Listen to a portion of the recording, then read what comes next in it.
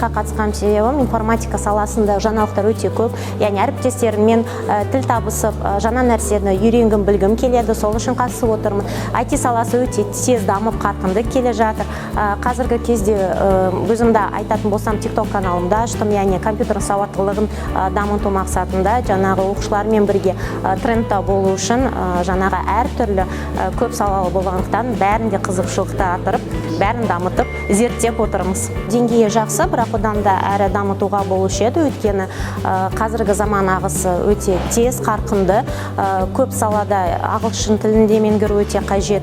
Үнемі мұғалімдер ретінде жай қарапайым адам болса да компьютер сауаттылықты жоғалтқаны дұрыс. Я считаю, что Казахстан на данный момент в сфере IT продвигается, развивается. Очень много примеров по развитию именно приложений, программного обеспечения, устройств и так далее. Я участвую по компетенции графический дизайн. Он поделен на два модуля. В первом модуле мы работаем с программным обеспечением как InDesign, иллюстратор, разрабатываем логотипы, гайдлайны, постеры. Второй день у нас отведен на тоже программное обеспечение, Photoshop, иллюстратор на выбор. Создаем мы сайт-лендинги, дизайн мобильного приложения. И на этом заканчивается. Надеемся, что наша работа будет продуктивной, и мы будем хорошо работать.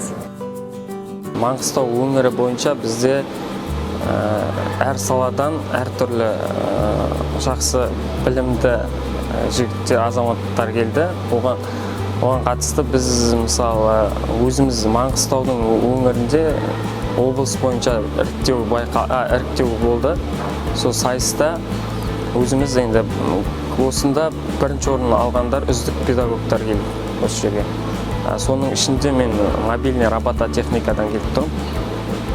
Ақтау қаласы бойынша барлық өңірдермен біз іріктеліп сайыстық. Сол жерден жеңіп осы жерге келіп тұрмыз қазір. Бізде көбінесе сол IT саласы бойынша оқытылып жатқан студенттер саны көп. Себебі қазіргі таңда осы өзіміздің Қазақстанда да осы IT-ге осындай бағыт бойынша қазіргі таңда IT-ге қарқынды дамып келатқан соң осы IT-ге көп түсетін балалар саны да көп.